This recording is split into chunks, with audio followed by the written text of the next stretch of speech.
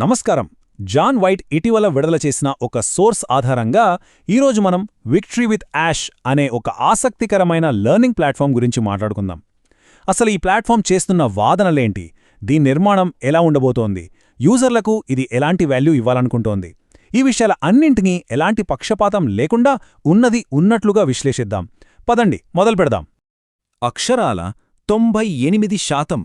వినడానికి కొంచెం షాకింగ్గా ఉంది గదూ? అవును, ఆన్లైన్లో ఆదాయం సంపాదించాలని కొత్తగా ప్రయత్నించే వారిలో 98% మంది చివరికి ఫెయిల్ అవుతున్నారనే ఒక సంచలనాత్మకమైన వాదనను ఈ సోర్స్ మెటీరియల్ మన ముందుంచుతుంది. ఇంత భారీ స్థాయిలో వైఫల్యాలు ఎదురవ్వడం అనేది నిజంగానే ఆశ్చర్యపరిచే విషయం. అసలు ఇంతమంది ఎందుకు ఫెయిల్ అవుతున్నారు? ఈ ఫెయిల్యూర్ రేటు చూసి ఇది కేవలం విచారకరం అని వదిలేలేదు. ఇక్కడే సోర్స్ చాలా బలమైన ఎమోషనల్ పదాలను ఉపయోగించింది. ఆన్లైన్ పరిశ్రమలో ప్రస్తుతం నడుస్తున్న ఈ ట్రెండ్ని అనైతికం అని, అస్సలు ఆమోదయోగ్యం కానిదని చాలా తీవ్రంగా విమర్శించారు. ఆన్లైన్ రంగంలో సక్సెస్ అవ్వడం వెనుక ఉన్న కష్టాన్ని చెప్పడానికి ఇలాంటి పదాలు వాడటం ఈ సమస్య తీవ్రతను మనకు స్పష్టంగా చూపిస్తుంది. మరి ఈ ఫెయిల్యూర్ వెనుక ఉన్న అసలు కారణమేంటి? దీన్నొక 3 దశల్లో చాలా క్లియర్గా వివరించారు. మొదటిది, నేర్చుకునేవారికి సబ్జెక్టు మీద సరైన అవగాహన లేకపోవడాన్ని కంపెనీలు తమకు అనుకూలంగా మార్చుకుంటాయి. రెండోది, వెంటనే వాళ్లను భారీ ఫీజుల్లాగేసుకునే గురువుల దగ్గరకో లేదా ఏవో థర్డ్ పార్టీ అఫిలియేట్ లింక్స్కో పంపించేస్తారు. ఇక మూడోది తెలిసిందే, జనం డబ్బులు కడతారు, మధ్యలో ఉన్నవాళ్లు లాభపడతారు, కాని రిజల్ట్ మాత్రం మళ్లీ జీరో. ఇదొక పెద్ద విషవలయంలా మారిపోయిందని సోర్స్ వివరిస్తోంది. ఈ మొత్తం ప్రాసెస్ని ఒకే ఒక వాక్యంలో చెప్పాలంటే, డబ్బులు మీరు కడతారు, వాళ్లు లాభపడతారు, అయినా సరే మీరు ఫెయిల్ అవుతారు. ఈ ప్రధాన విమర్శను సోర్స్ చాలా సూటిగా బలంగా చెప్పింది. అంటే ప్రస్తుతమున్న ఆన్లైన్ బిజినెస్ మోడల్ అంతా కూడా కేవలం ఆయా కంపెనీలకు, కోర్సులు అమ్మే వాళ్లకు మాత్రమే లాభం చేకూర్చే ఒక లూప్లాగా తయారైందని వాదిస్తున్నారు.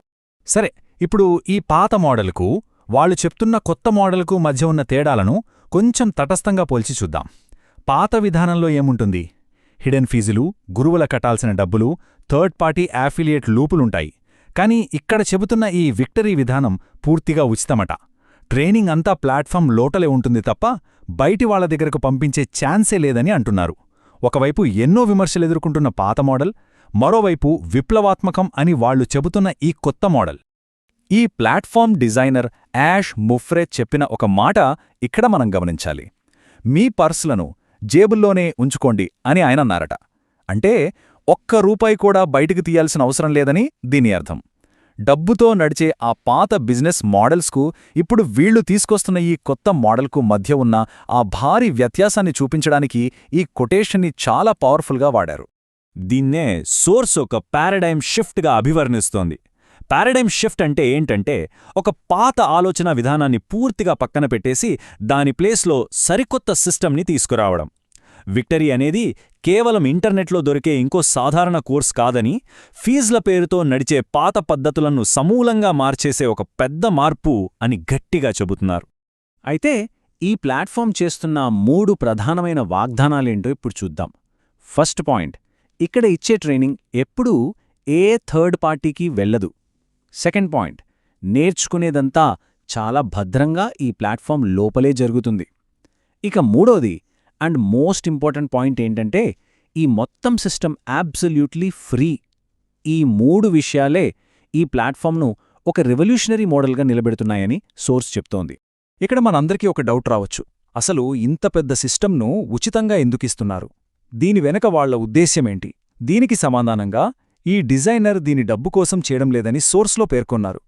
ఎలాంటి కన్ఫ్యూజన్ లేకుండా, దాచిన ఫీజులు లేకుండా ప్రతి ఒక్కరికీ సక్సెస్ అవ్వడానికి ఒక జెన్యూన్ అవకాశం ఇవ్వాలన్నదే ఈ ప్రాజెక్ట్ వెనుక ఉన్న అసలు కారణమట. అంటే దీన్ని కేవలం ఒక బిజినెస్ లాగా చూడట్లేదని వాళ్ళంటున్నారు. సరే, ఇంతకీ ఈ ప్లాట్ఫామ్ ఫైనల్ గోల్ ఏంటో తెలుసా? భవిష్యత్తులో లాంచ్ అవ్వబోయే ఒక సరికొత్త కంపెనీ కోసం యూజర్లను ముందుగానే పూర్తిగా ప్రిపేర్ చేయడం. కొత్త కంపెనీ స్టార్ట్ అయ్యే సమయానికి అందులో పనిచేయడానికి కావాల్సిన స్కిల్స్ అన్నీ ముందుగానే నేర్పించి అందర్నీ రెడీగా ఉంచడమే విక్టరీ విత్ యాష్ ముఖ్య ఉద్దేశమని వివరిస్తున్నారు. మనం ఈ విశ్లేషణ మొదట్లో 98% మంది ఫెయిల్ అవుతున్నారని మాట్లాడుకున్నాం కదా. ఇప్పుడు ఆ లెక్కను వీళ్లు పూర్తిగా రివర్స్ చేస్తున్నారు. ట్రైనింగ్ తీసుకున్న సభ్యులలో ఏకంగా 98% మంది సక్సెస్ఫుల్గా కొత్త కంపెనీలోకి అడుగుపెడతారని అంచనా వేస్తున్నారు. మరి ఆ మిగిలిన 2% మంది సంగతేంటి అంటే, వాళ్లు కేవలం పనిచేయడానికిష్టం లేని వాళ్లు మాత్రమేనని చెబుతున్నారు. వినడానికి ఇది చాలా కాన్ఫిడెంట్ అంచనాలాగా అనిపిస్తోంది కదూ? ఇక్కడ source boots on the ground అనే ఒక మిలిటరీ పదాన్ని వాడింది. అంటేంటంటే ఆపరేషన్ స్టార్ట్ అవ్వగానే యాక్షన్లోకి దిగడానికి సైనికులు ఎలా రెడీగా ఉంటారో, అలాగే కొత్త కంపెనీ లాంచ్ అయిన మరుక్షణం నుండే ఏ ప్లాట్ఫామ్లో ట్రైనింగ్ తీసుకున్న ప్రతి ఒక్కరూ ఏమాత్రం కన్ఫ్యూజ్ అవ్వకుండా తమ పని తాము మొదలు పెట్టేయాలి. ఎవరూ వెనుకబడకూడదన్నదే ఈ స్ట్రాటజీ ఉద్దేశం. ఈ సోర్స్ మెటీరియల్లో మరో ఆసక్తికరమైన విషయమేంటంటే, దీన్ని కేవలం ఒక వ్యాపార అవకాశంలా కాకుండా ఒక కుటుంబం యొక్క భవిష్యత్తును లేదా వాళ్ల వారసత్వాన్ని శాశ్వతంగా మార్చేయగల ఒక అద్భుతమైన అవకాశంగా చూపిస్తున్నారు. ఇలాంటి ఎమోషనల్ యాంగిల్ని టచ్ చేయడం ద్వారా ఈ ప్లాట్ఫామ్ వాల్యూని మరింత హైలైట్ చేసే ప్రయత్నం ఇక్కడ స్పష్టంగా కనిపిస్తుంది. ఇక ఫైనల్ పిచ్ విషయానికి వస్తే, ఈ లెర్నింగ్ ప్లాట్ఫామ్ అనేది ఏదో అమ్ముకునే ప్రోడక్ట్ కాదని, ఇన్నాళ్లుగా నమ్మకంతో వేచి ఉన్న మెంబర్స్ అందరికీ ఫౌండర్ మరియు అతని టెక్ టీం కలిసిస్తున్న ఒక బహుమతి అని చెబుతున్నారు. ఎలాంటి లాభాపేక్ష లేకుండా చేస్తున్న ఒక సేవగా దీన్ని ప్రెజెంట్ చేస్తూ తమ వాదనను ముగించారు. చివరగా ఈ పాయింట్స్ అన్నీ విన్న తరువాత ఒక పెద్ద ప్రశ్న మిగిలిపోతోంది. ఆన్లైన్ ద్వారా ఆదాయం సంపాదించే పాత పద్ధతులను పక్కన పెట్టి నిజంగానే ఈ ప్లాట్ఫామ్ ఆ పారాడైమ్ షిఫ్ట్ను తీసుకురాగలదా? ఈ ఉచిత ట్రైనింగ్ మరియు 98% సక్సెస్ అవుతారన్న వాళ్ల అంచనాలు నిజంగా వర్కౌట్ అవుతాయా? ఆన్లైన్ ఎడ్యుకేషన్ స్పేస్లో ఇలాంటి భారీ వాదనలు ఎంతవరకు నిలబడతాయనేది మనమింకా లోతుగా ఆలోచించాల్సిన విషయం. ఏదేమైనా ఈ సోర్స్ మనకొక కొత్త కోణాన్ని పరిచయం చేసింది. మరో ఆసక్తికరమైన విశ్లేషణతో మళ్ళీ కలుద్దాం.